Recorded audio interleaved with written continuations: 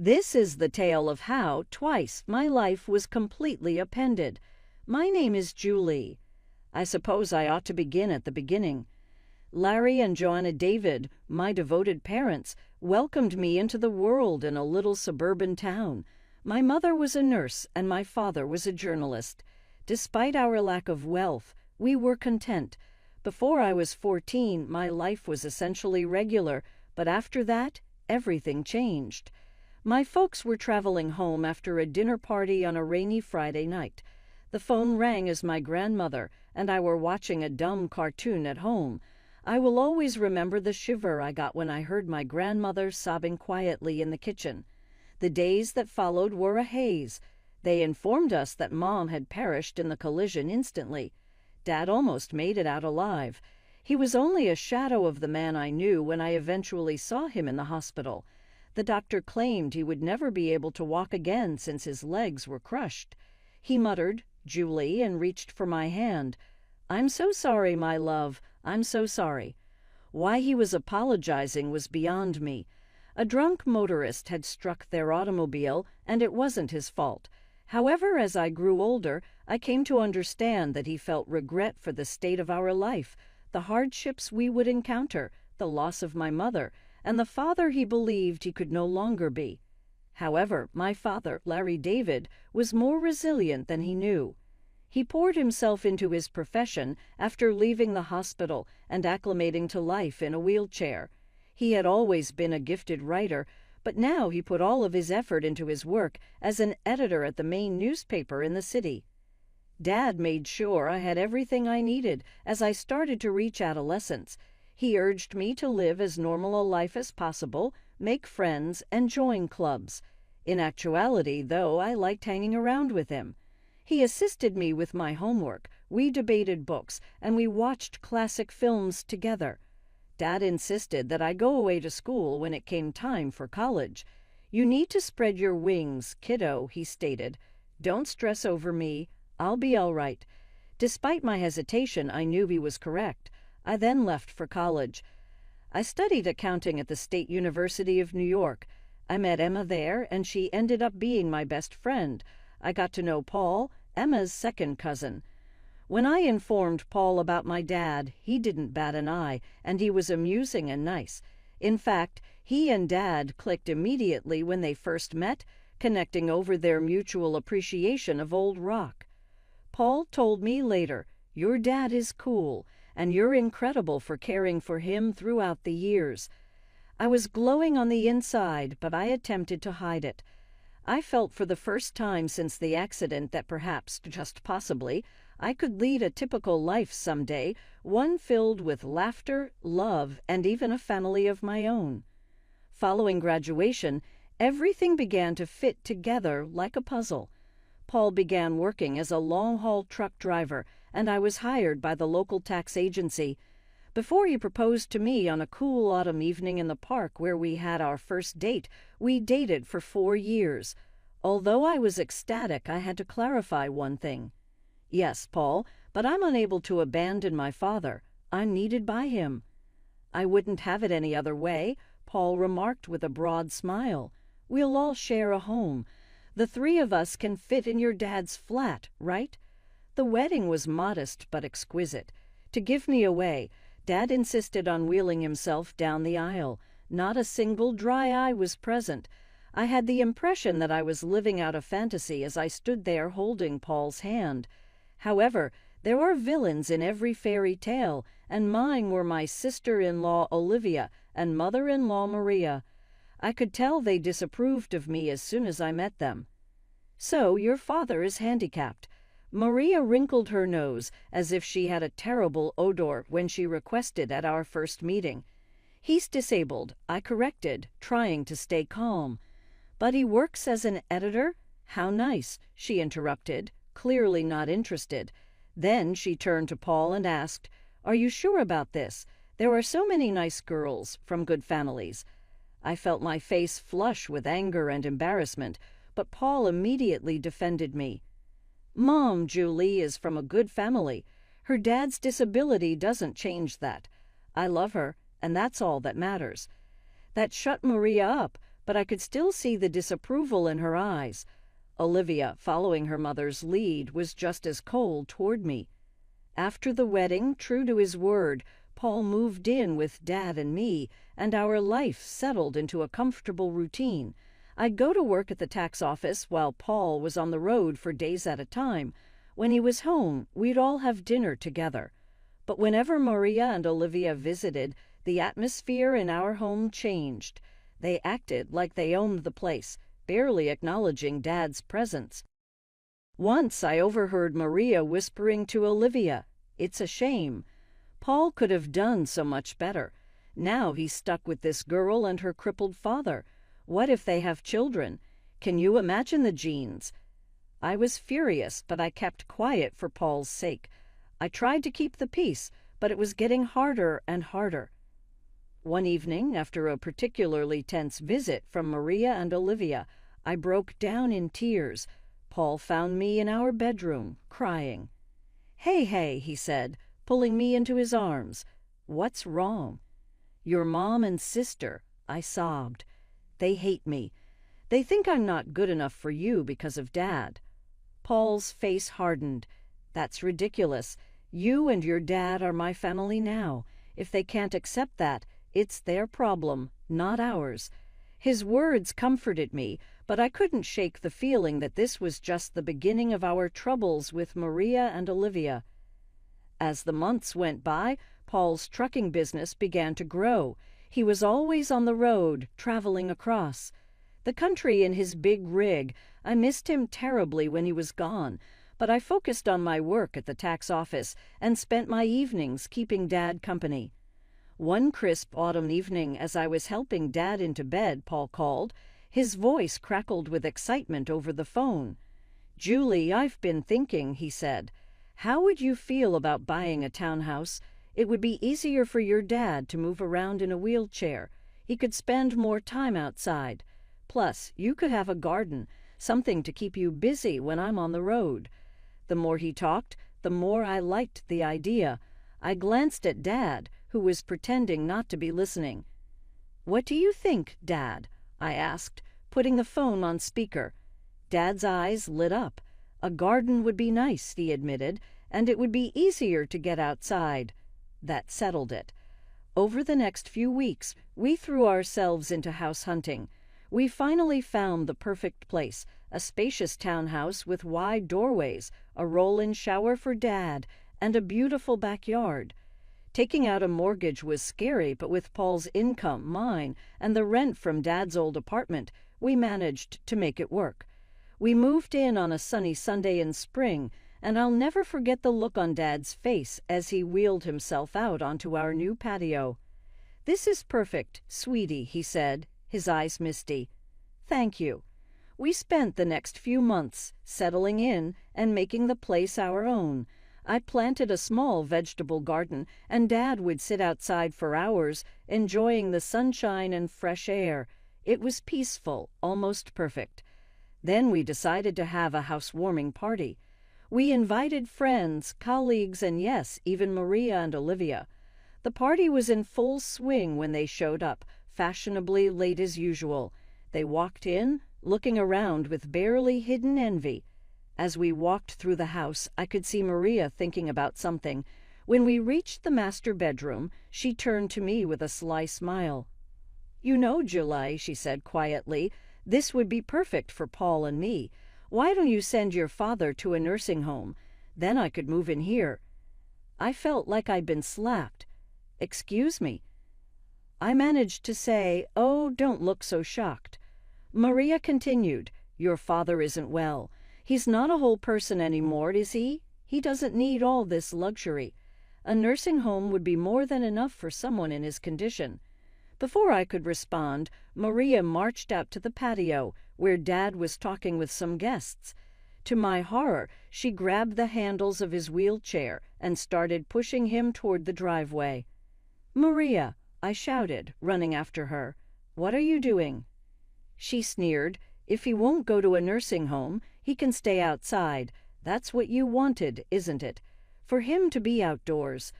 I was shaking with rage and disbelief. Thankfully, Paul heard the commotion and came running. His face turned red with anger when he saw what his mother was doing. "Mom," he yelled, "what the hell are you doing? Let go of Larry's chair right now." Maria looked shocked by Paul's tone. "But honey, I don't want to hear it." Paul cut her off. "You and Olivia need to leave. Now." After they left, Paul apologized over and over to Dad and me. "I'm so sorry," he said, his voice breaking. "I had no idea she would do that.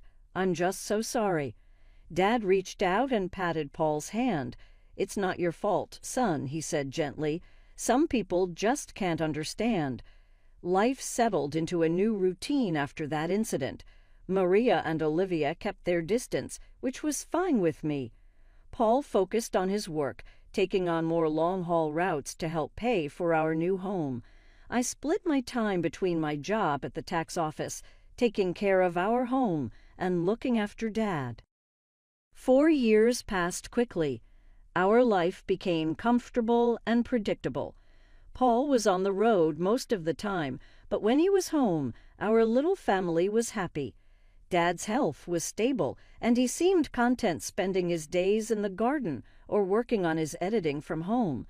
Then came the call that shattered my world. I was at work when my phone rang. A man's unfamiliar voice greeted me. "Mrs. Walker, this is Officer Andrew from the Highway Patrol." My heart sank. "Yes," I barely managed to say. "I'm sorry to inform you that your husband, Paul Walker, has been in a serious accident." The rest of the conversation was a blur. Words like head-on collision and "didn't make it" floated around me, but I couldn't understand them. It wasn't until I heard myself thanking the officer and hanging up that the reality began to hit me. Paul was gone. The next week was a fog of grief and disbelief. I went through the motions of planning the funeral like a robot, barely understanding what was happening. The day before the funeral, I gathered my courage and called Maria. I thought she deserved to hear about her son's death from me, not from a newspaper obituary. "Hello," Maria's sharp voice answered. "Maria, it's Julie," I said, my voice trembling. "It's about Paul. He's gone. There was an accident." There was silence on the other end of the line. Then, to my shock, Maria's voice came back, dripping with anger. "This is your fault," she hissed. "You made him work so hard, driving that truck to pay for your fancy house. You killed my son." I was stunned. "Maria, that's not." "Save it," she snapped. "I expect you to give him the best funeral money can buy, but don't expect a penny from us. You made your bed. Now lie in it." The line went dead. I stood there, phone in hand, tears streaming down my face. How could she be so cruel? How could she blame me for this? The day of Paul's funeral was gray and rainy, matching my mood perfectly. The church was full. Paul was well liked in the community, and it seemed like half the town had come to pay their respects. After the service, as people passed by to offer their condolences, I noticed that Paul's mother and sister were nowhere to be seen.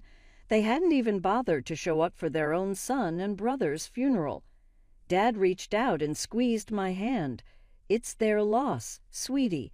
We're family and we'll get through this together." As we pulled into our driveway, something seemed off. The lights were on in the house, which was strange because I was sure I had turned everything off before we left. "Did you leave any lights on, Dad?" I asked, frowning. He shook his head. "No, I don't think so." As we got closer, I noticed movement inside the house. My heart started pounding. Were we being robbed on the day of Paul's funeral? I quickly helped Dad out of the car and into his wheelchair, my mind racing. Should I call the police? But as we approached the front door, I heard familiar voices inside. A chill ran down my spine as I recognized them. I pushed open the door to find Maria and Olivia in our living room, surrounded by boxes and pieces of furniture. "What the hell is going on here?" I demanded, my grief momentarily forgotten in the face of this outrageous intrusion. Maria turned to me, her face a mask of fake sympathy. "Oh, Julie, dear, we're just helping you pack up. After all, you can't possibly afford to keep this place now that Paul is gone." I was speechless. Olivia added, her voice sickeningly sweet, "Don't worry, you can go back to your father's apartment. It's cozy."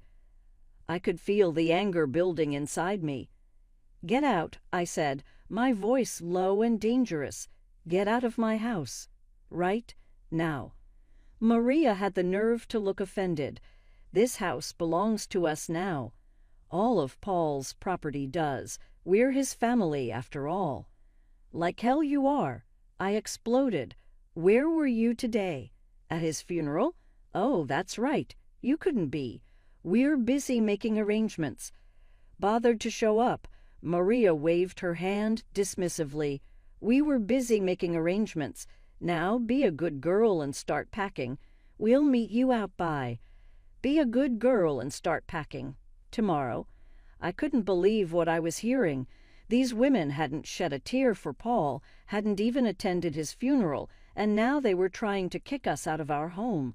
"I'm calling the police," I said, pulling out my phone. Maria and Olivia exchanged worried looks. They clearly hadn't expected me to fight back. "Now, Julie," Maria began, but I cut her off. "No, you have exactly 10 minutes to get out of my house before I call the cops. This is my home. Paul and I bought it together. You have no right to be here." Maybe it was the steel in my voice or the fire in my eyes, but Maria and Olivia finally realized they had gone too far. They gathered their things and left, but not before Maria turned to me with a sneer. "This isn't over, Julie. You'll be hearing from our lawyers." The days after Paul's funeral were a blur of grief, anxiety, and paperwork. I threw myself into sorting out Paul's affairs, partly to keep busy and partly out of fear that Maria and Olivia would try to take what wasn't theirs. A week after the funeral, I received a call from a local law firm. My heart pounded as I answered, afraid it was Maria following through on her threat of legal action. "Mrs. Walker," a crisp professional voice asked. "This is Walker," I replied. "This is Scott Thompson from Thompson and Partners. I'm calling about your late husband's will." I felt a small flicker of hope. His will? I didn't know he had one. "Yes, ma'am. Mr. Walker came to see us about 5 months ago. He asked that we contact you in the event of his passing." I scheduled an appointment for the next day, my mind spinning. Why hadn't Paul told me about this? What did it mean? The next morning, I wheeled Dad into Mr. Thompson's office. The lawyer greeted us warmly, his kind eyes crinkling at the corners. "Mrs. Walker, Mr. David, thank you for coming in," he said, gesturing for us to sit near his desk. "I'm sorry for your loss." Mr. Thompson opened a file on his desk. "Now, as I mentioned on the phone, your husband came to see us to draft his will. He was very clear about his wishes." I held my breath as Mr. Thompson began to read. "I, Paul Walker, being of sound mind, do hereby leave all my worldly possessions to my beloved wife, Julie Walker." I gasped, and Dad's grip on my hand tightened. "This includes our home, my truck, and all our savings. It is my wish that Julie use these resources to care for herself and her father, Larry David, home. I have come to love as my own." Tears streamed down my face. Even from beyond the grave, Paul was taking care of us. "There's more," Mr. Thompson said gently. "Mr. Walker left a letter for you." He handed me an envelope. With shaking hands, I opened it and began to read. "My dear Julie, if you're reading this, it means I'm gone. I'm so sorry for leaving you and Larry. Please know that you two are the best thing that ever happened to me. I made this will because I know how my mother and sister can be. I didn't want to worry you, but I needed to make sure you and Larry were protected if anything happened to me. You're my real family, Julie. You and Larry, not them. Take care of each other, live your lives to the fullest, and know that I'll always be watching over you. All my love, Paul." I clutched the letter to my chest, sobbing. Dad was crying too, his weathered hand patting my arm. Mr. Thompson gave us a moment before speaking again. Mrs. Walker, there's one more thing. Your husband's truck was insured. Given the circumstances of the accident, the insurance company will be paying out the full value of the policy." I looked up, sniffling. What does that mean? Mr. Thompson gave me a small smile. "It means you'll be receiving a large sum of money, enough to pay off your mortgage and more." As we left the lawyer's office, I felt like a weight had been lifted from my shoulders. We were going to be okay. Paul had made sure of it. As we pulled into our driveway, I noticed a familiar car parked on the street. My heart sank as I recognized Maria's sleek sedan.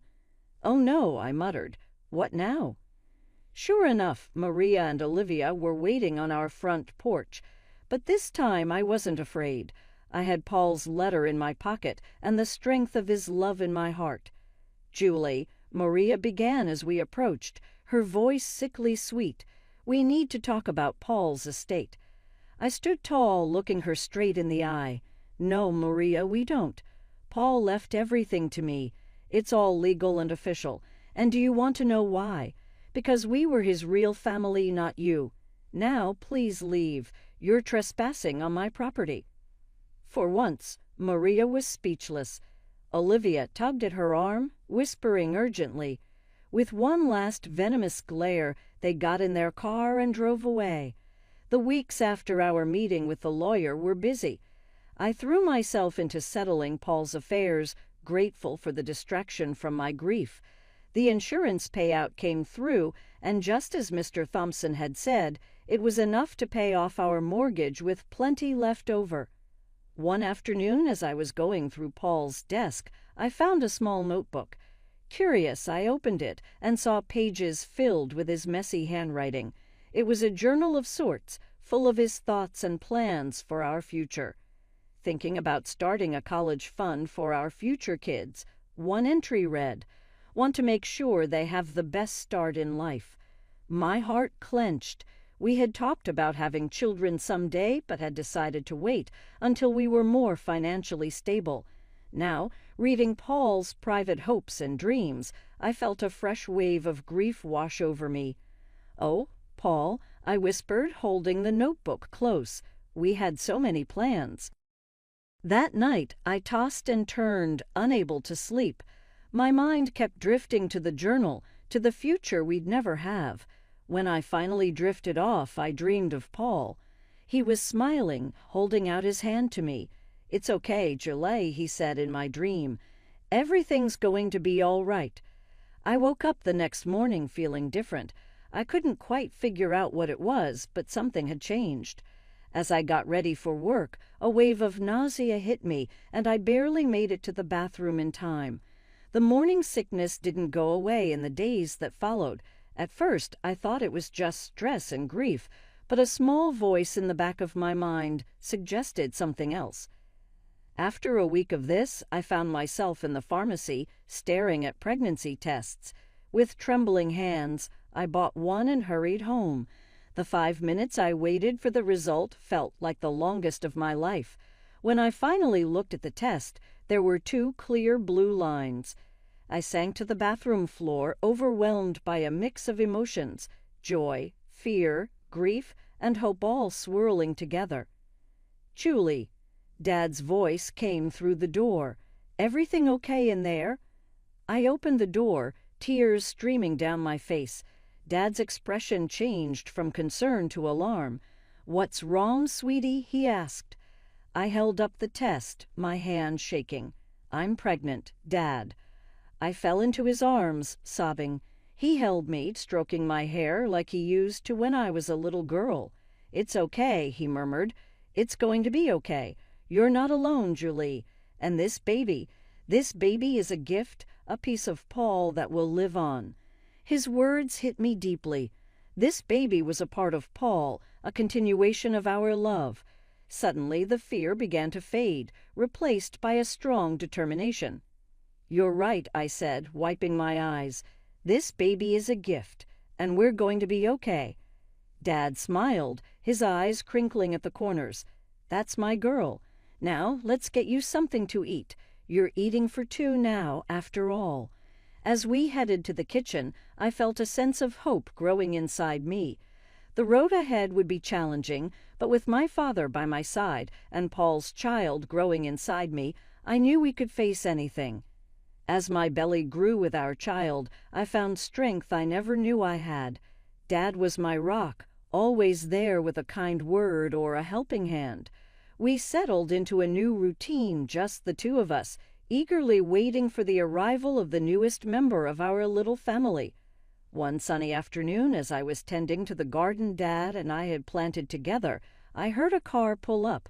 My heart sank as I recognized Maria's sedan. What could they possibly want now?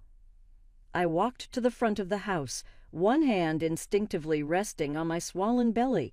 Maria and Olivia stood on our porch, looking both uncomfortable and slightly desperate. "Julie," Maria began, her voice missing its usual sharpness, "we need to talk to you."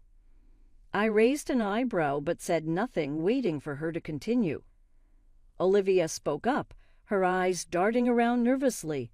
"We've hit some hard times. We were wondering if we could stay in your father's old apartment just until we get back on our feet." I couldn't believe what I was hearing.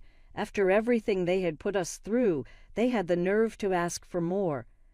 "I'm sorry," I said, my voice firm but calm. "That's not possible. I don't want to communicate with you anymore." Maria's eyes narrowed as she noticed my pregnant belly. Her face twisted with shock and disgust.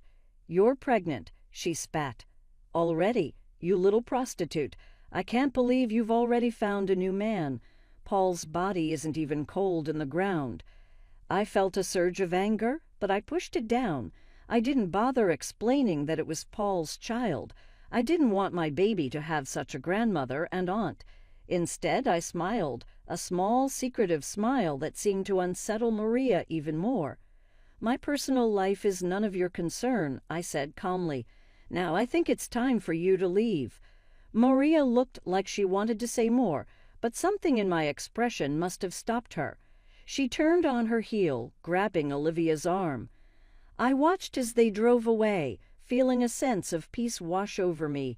I had stood my ground, protected my family, and kept my dignity. Paul would have been proud.